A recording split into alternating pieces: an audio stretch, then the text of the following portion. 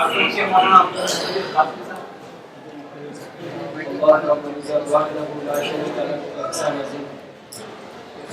کائنات رب العالمین نے اپنی طاقت سے، اپنے فضل سے، اپنے کرم سے، اپنی محبت سے اس ناچیز، اس عاجز بندے کو آپ اللہ والوں کے سامنے حاضر ہونے کا موقع عطا فرمائیں، اور اس اسٹیج پر آنے کا موقع میرے استاد محترم حضرت مولانا انیس الرحمن صاحب ندوی دامت برکاتہ کا کرشمہ اور ان کی محنتیں۔ میرے دل میں بھی ایک داعیہ پیدا ہوا، صفا بیت المال کو میں نہیں جانتا تھا، اس کے باوجود میں نے اپنے علاقے کے اندر مسجد اور تعلقے کے اندر حافظ داؤد صاحب کو دیکھا، ان کے ہاتھ میں کشتی سے میں نے پوچھا کہ محترم آپ یہ کیا کرتے ہیں؟ محنت میں لگے ہوئے نظر آتے، کہا کہ میں ہر مہینے کو سرور کے دیواروں کو وصول کے لیے جمع کرتا ہوں۔ میں نے کہا کہ اللہ سے میرا بھی اس میں شامل کر دیجیے اس میں۔ تو آہستہ آہستہ پتہ چلا یہ صفا بیت المال کا کام کرتے ہیں۔ پھر پتہ چلا کہ مسجد اور تعلقے کے اندر جو ذمہ دار حافظ عمر صاحب، میں نے ان سے ملاقات کی تو ان سے معلومات ہو گئی۔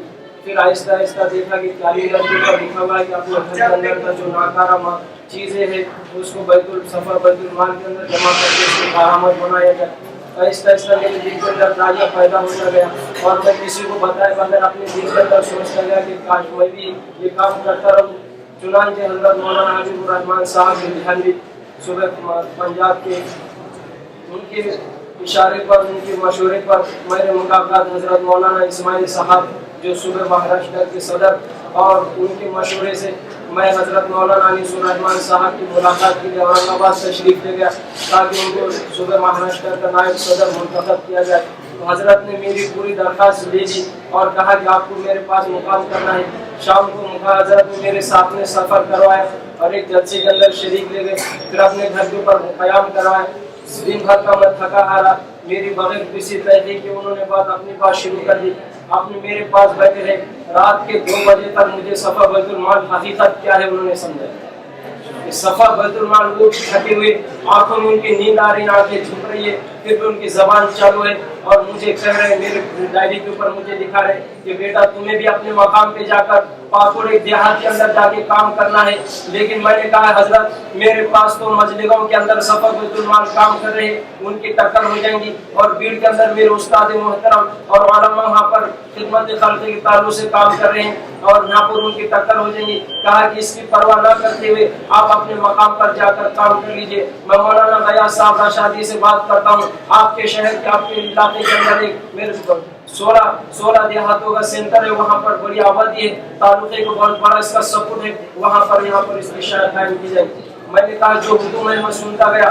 آنے کے بعد میں نے صفا بیت المال مسجدوں کے شاپ والوں سے بات کی، حافظ سعید سے بات کی، حافظ عمر صاحب سے بات کی۔ مجھے ڈر تھا کہ کہیں ان کے دل کے اندر یہ کھٹکا نہ ہو جائے کہ تم کیوں لا رہے ہو، ہمارے پاس ہماری مدد کرو، ہم تمہارا ساتھ دیں گے۔ انہوں نے ایسی بات نہ کرتے، انہوں نے کہا آپ تھوڑا صبر کرو، ہمارے پاس پوری رودات بن رہی ہے، ہم آپ کو رودات دیں گے، ہم آپ کو مولانا کے جلسے کے اندر شریک کروائیں گے اور آپ کو ہم پوری تربیت پورے بتائیں گے اور ہم آپ کی مدد کریں گے، آپ بخوشی اور اس پور کے آپ جو ہے یہ شاہ قائم کریں، ہم آپ کا تعاون کریں۔ مجھے بڑی وہاں سے ہمت آئی، مجھے تو جس بات کا ڈر تھا وہ ڈر نکل گیا۔ اس کے بعد مولانا ہمارے شہر نیتور کے اندر ایک تحفظ ختم نبوت صلی اللہ علیہ وسلم کا جلسہ 1 جنوری کو رکھا گیا تھا۔ حضرت مولانا اسماعیل صاحب بھیڑ تشریف لائے اور وہاں سے علماء کرام کی ملاقات لی۔ حضرت مولانا مفتی عارف صاحب کی خدمت میں گئے، کہا کہ ان کا جلسہ 1 جنوری کو ہوگا اور ہمارے پاس جلسہ 31 جنوری کو ہوگا۔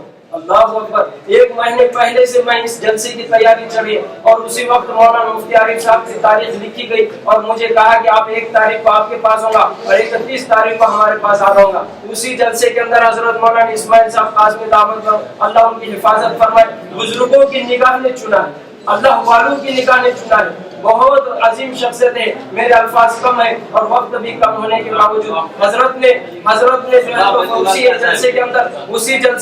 جو ہے اسی جلسے کے اندر جو ہے حضرت نے اعلان کیا کہ 21 کو یہاں آئے، اللہ کے حکم سے میں آئے۔ میں نیت کیا کہ ہمارے پاس 3 ڈاکٹر میرے گھر کے 2 بھائی اور ایک بھتیجا، ان ڈاکٹروں سے میری بات ہوگی، انہوں نے کہا کہ ہم کیا دیں گے۔ میرا قدیم گھر ہمارے والد صاحب جس مکان میں رہتے تھے، میں تو کرائے کے مکان میں رہتا ہوں، اس گھر کو پتھروں کا بنا کر میں وہاں پر شاپ قائم کرنا چاہتا ہوں۔ حضرت کی نگرانی کے اندر انشاءاللہ اور بڑوں کے بزرگوں کی نیت کی نگرانی میں انشاءاللہ میں کام کرنا چاہتا ہوں۔ آپ دعا فرمائیں، اللہ تعالیٰ کی مدد کریں گے اور آپ مجھے اجازت دیں گے، انشاءاللہ میرے قدم آگے بڑھیں گے۔ میں اسی پر اپنی بات ختم کرتے ہوئے اور موقع دینے پر شکریہ ادا کرتا ہوں. وآخر دعوانا الحمدللہ رب العالمین.